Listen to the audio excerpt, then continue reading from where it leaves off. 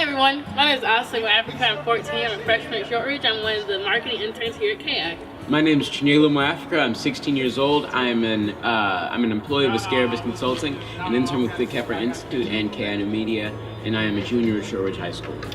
My name is Johnny Johnson, 14 years old. I'm an intern at Kepra. I work with videography and KI New Media. I mainly just learned about how little people trust the government, like with making sure that their interests are looked after. People weren't sure that this plan was worth the cost, and they also expressed like a vast dissatisfaction with the transit system as it is now. I was facilitator for most of the discussion, and through doing that you could really see like the passion and drive a lot of people had, because like Chin said, a lot of people didn't have trust in the government, and when they got an opportunity and outlet, they really went for it. You got to just see the different types of people and how passionate they were. I'm not sure what the thought process was. You guys decided to put like a bus stop road, no sidewalks. And that's all the way out north. That's not just like Richmond. The 28 is catch you one day. There's no sidewalks out north. Really, it's about something serious that they care about because they have family members that take the bus system, and they want to know how this is going to work, how they're going to get there and back, and pretty much who's going to be safe and who's not. Something that a lot of people didn't understand was that with the new transit system they were going to try to push for was equity, and equity is basically just like having everything equal and it accommodates everybody in the best way possible. So trying to push the idea of no matter what, you're still gonna receive, equity and stuff like that was just really difficult.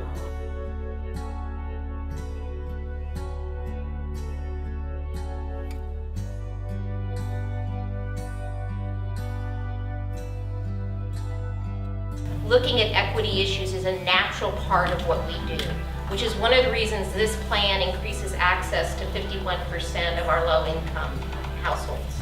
And it's one of the reasons that phase one of the Red Line was actually picked to go first, because we have a higher density of low-income families along the entire course of that Red Line phase one than we do on any other proposed line. So that is actually one of the biggest reasons it was picked first. Now you're going to hear a lot about the Red Line because we have a corridor. There's 3 miles of that corridor. People there that are feeling very strongly about that line in their neighborhood. But if you look at the entire line, we are linking a lot of people from low income to jobs, healthcare, and education along that line. Some of our lower income households, some of our individuals living in poverty need some assistance to get to that quality job, and they don't necessarily have the reliable means of transportation to even get them to the opportunities to get the quality jobs. Public transportation is not the final solution. It won't solve all the problems of poverty, but it's a necessary first step. Not even a first step, it is a necessary step to make sure that people have that opportunity. So transit does drive jobs, as we know. This is an example. Right now within our current system, if an individual working at FedEx, if they were to get on the bus at 38th and Moeller up on the northwest side, it takes currently right now with our current system 2 hours and 40 minutes for them to get there. The 2021 system will roughly cut it at about half. Our public transportation system today not only is a barrier for candidates accepting jobs, but for current employees sustaining their jobs.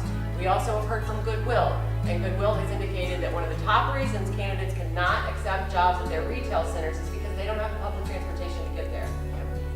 The average Indianapolis household can spend about, I think it's $9,000 to $12,000 in transport or to own an automobile. A lot of families don't have that opportunity. They don't have that. They don't have the means to even own a vehicle. So for instance, if you are adding a new bus line and you're taking away a stop that was in a community full of primarily people with disabilities, you need to make sure that these people with disabilities still have a way of getting to the stop wherever you moved it.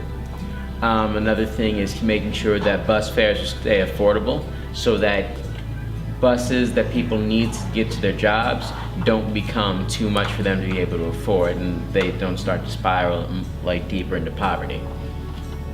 So really what it's all about is making sure that the people who need transit the most still have access to it while not decreasing the benefit that transit has for the rest of wherever it is expanded in. The two highest factors in quality of life are how much you spend for housing and how much you spend for transportation. Those are the two most expensive things to do to live in modern society. We have the second highest transportation costs. So we acknowledge how critical this is.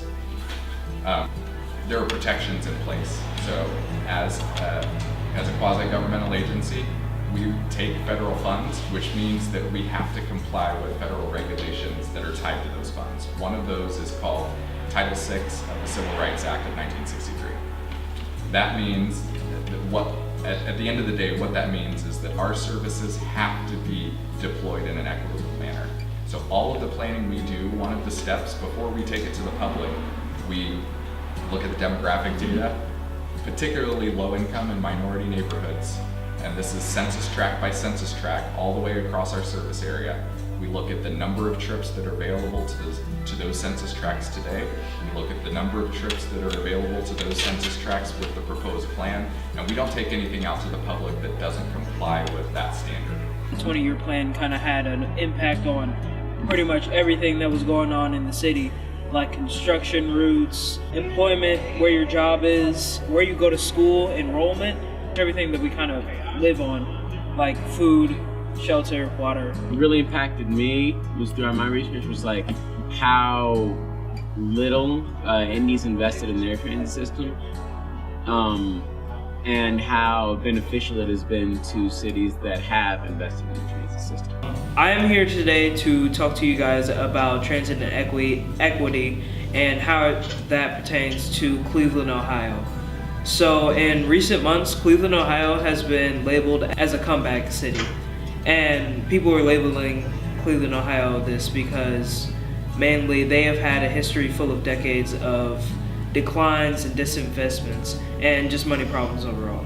In recent months, they have been kind of throwing that reputation in the trash by getting rid of old vacant lots and abandoned buildings and warehouses and office buildings and turning them into trending lofts and condos that are trending in other cities like LA.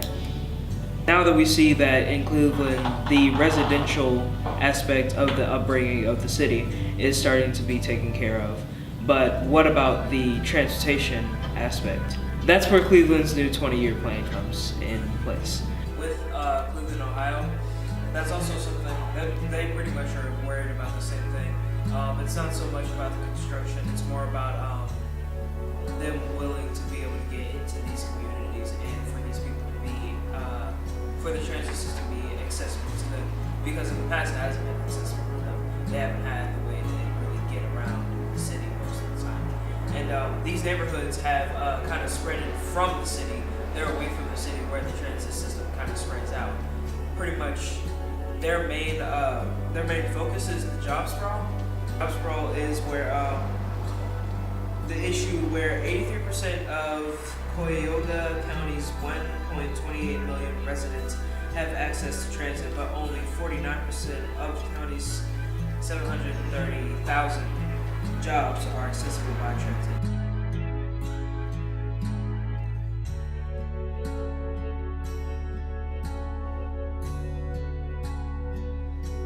The transit system becomes most effective when it is equitable, and that means that it gives the most support to the people that need it most. And so when that happens, you see a surge in your local economy. You see a surge in like businesses in your downtown areas. And so when a transit system is equitable, that's when it's most beneficial